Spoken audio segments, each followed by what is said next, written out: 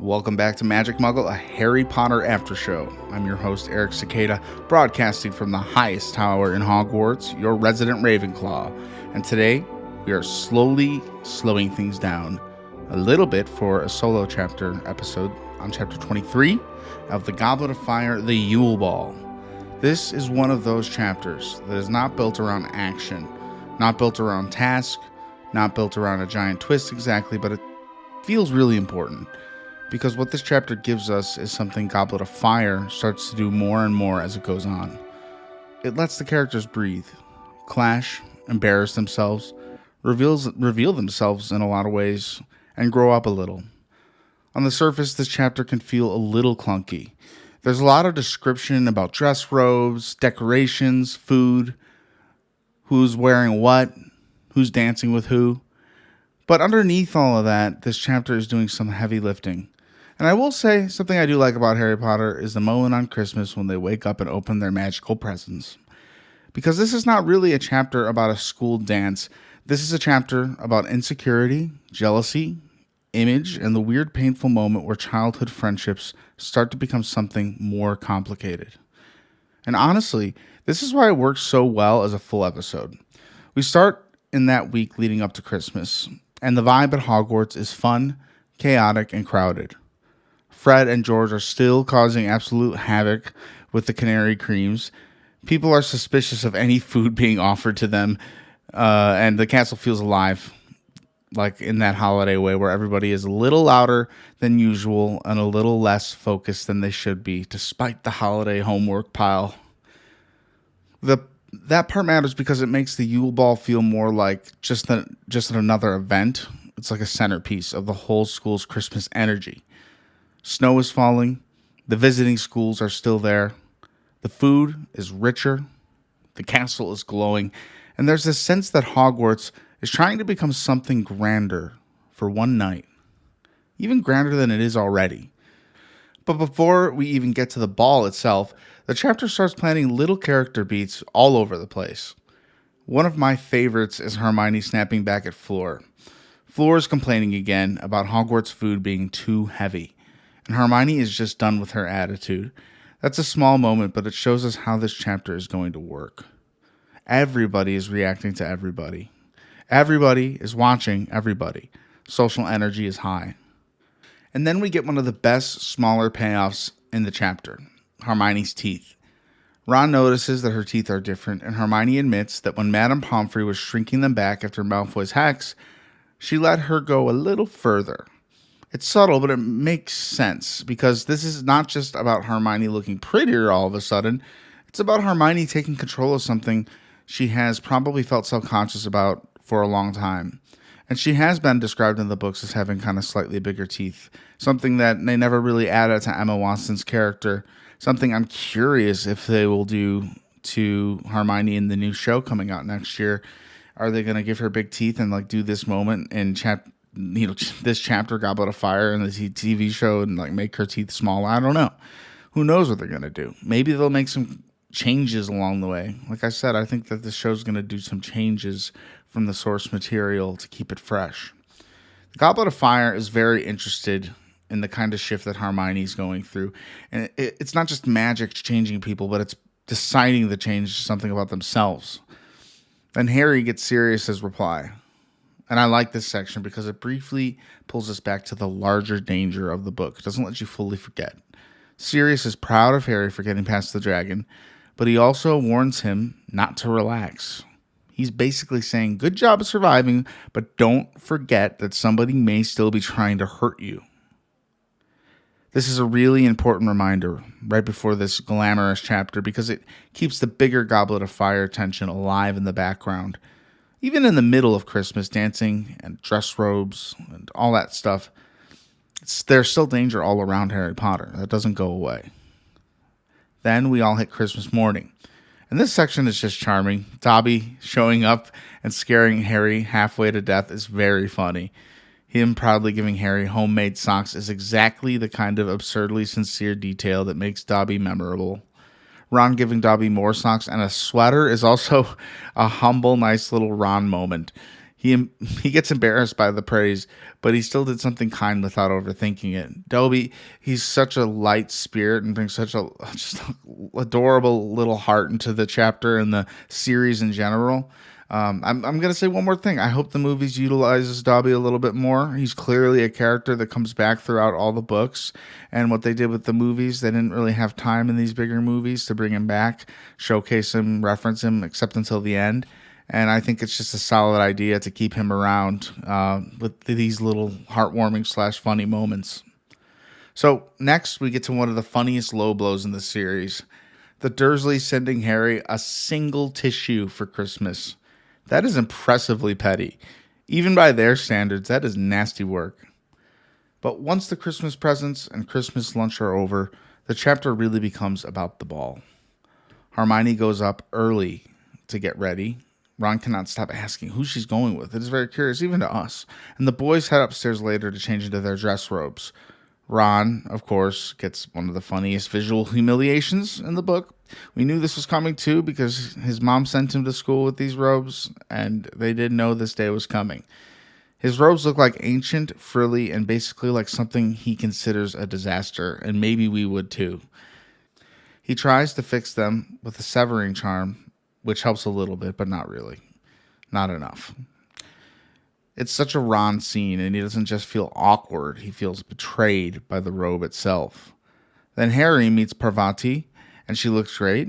Padma looks great too, and I do think that this is the part that's worth talking about a little on the episode. Harry is not exactly bringing top-tier date energy here. He's polite. He notices Parvati looks nice, but emotionally, he's already somewhere else. He wishes he could stay in the common room. He's not present. He's not excited, and he's basically attending this thing because he has to. And that's what makes this chapter kind of funny and kind of sad. Harry has a date, and he has every reason to try and enjoy the night and just cannot get out of his own head, which I could totally relate to that. The one girl he really wants to be with is Cho, and she's there with Cedric, which means this whole evening is already emotionally cooked for him before it even begins. Then the chapter gives us the moment. It's like a Cinderella moment for Hermione. She arrives with Victor Krum, and suddenly everybody sees her differently. Harry barely recognizes her at first. Her hair is sleek, her robes elegant. She's carrying herself differently. And for a moment, the book lets us see Hermione through the eyes of people who underestimated her. Not because she becomes a different person, but because for once the room is forced to notice what has been there all along. And that's why this reveal works so well. It's not a makeover moment in the shallow sense. It's a perspective shift. Hermione has always been smart, capable, intense, and important. Now suddenly she's also being seen as desirable. And that completely throws Ron off balance. I mean, Ron goes down bad. And Ron walking right past her without really even acknowledging her says everything. Him not acknowledging Victor Krum and being the super fanboy he has been, I feel like that kind of shatters it for him. At the table, we get a lot of fun texture. Percy sitting in for Barty Crouch and being as Percy as humanly possible. He is incredibly proud of himself, incredibly official, and completely unaware of how ridiculous he sounds. The chapter really knows how to use Percy as comic relief without making him meaningless. He is useful because he shows what ambition looks like when he has zero self-awareness. We also get a really funny bit with Dumbledore ordering pork chops from the plate, like a magical menu system. I just love stuff like that because it makes the wizarding world feel lived in. It's not plot, but it's flavor in the best sense. And yes, finding out Dumbledore likes pork chops is somehow exactly the kind of random detail I enjoy. There's also a lot of contrast happening in this table. Fleur is unimpressed with Hogwarts. Roger Davies is too distracted by her to process a word she's saying. Hermione is talking with Krum. Karkaroff is being guarded and smug. Dumbledore is being weird and funny and almost certainly deeper than he appears. His little story about accidentally finding a mysterious room full of chamber pots is hilarious on its own, but it also has that classic Dumbledore quality where you can never truly fully tell if he's just being whimsical or quietly saying something important. In this case, longtime readers know that stuff like that tends to matter. When we get to the dancing, and this is where Harry is just most miserable. The whole sequence is very good because it does not force Harry into some magical romantic transformation. He does not suddenly become smooth.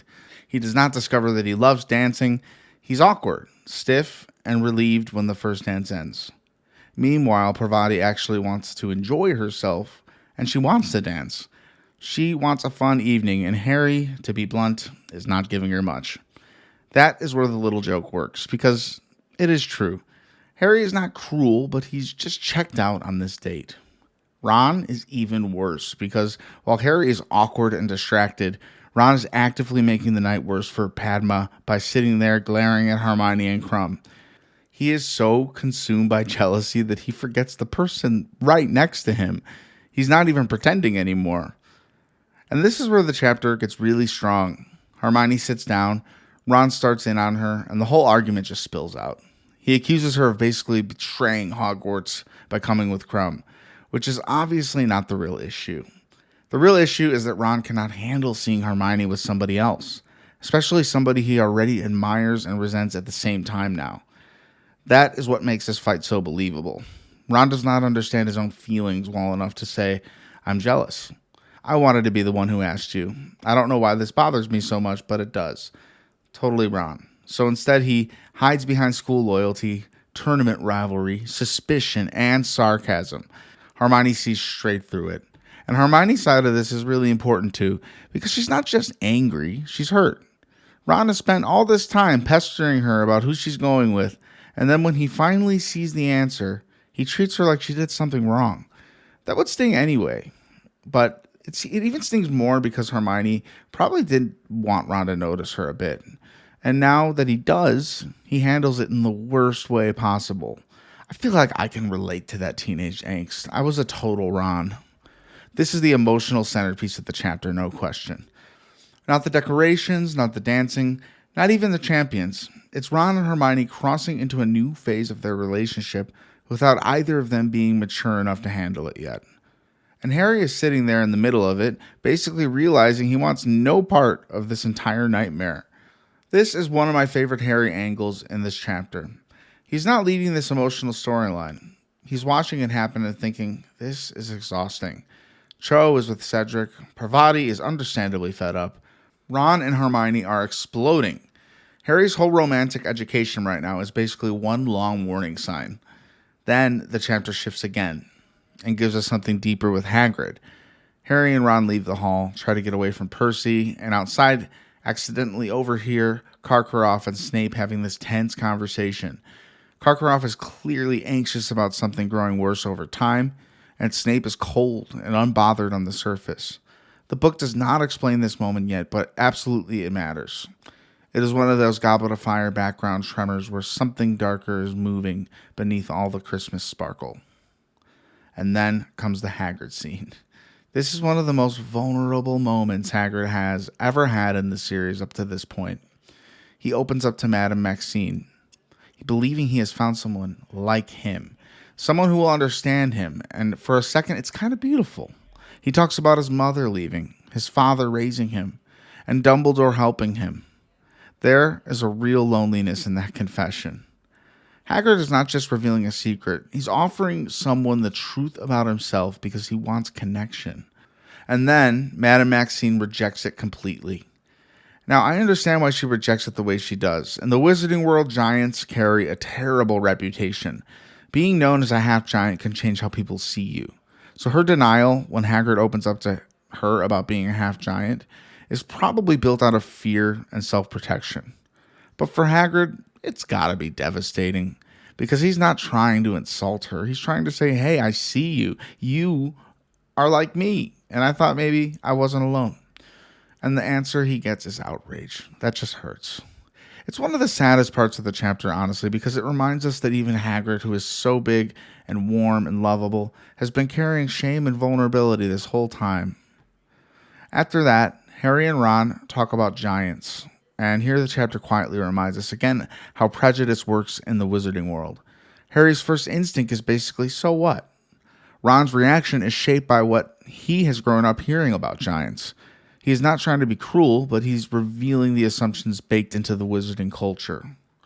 And that matters because Goblet of Fire keeps widening the world.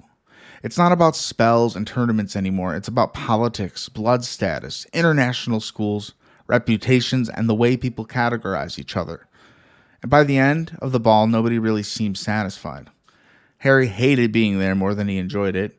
Ron he really did ruin his own night because of Hermione's situation. Parvati and Padma both end up having a better time with other people.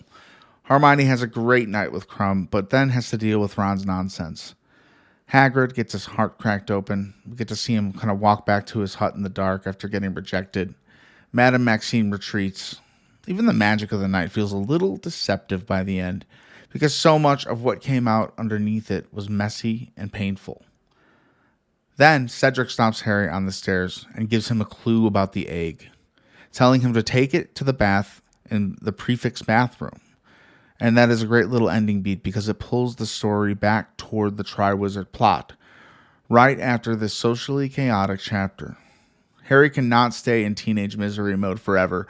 The tournament is still waiting, and I think all of us are excited to see him get back to that setting. But that final scene is one of the ones that lands hardest. Ron and Hermione are fighting in the common room, and Hermione finally says what the real issue was. Next time, ask me before someone else does. And not as a last resort. That line is the whole chapter in one sentence, because it reveals that Hermione noticed. She noticed that Ron never really saw her properly until someone else did.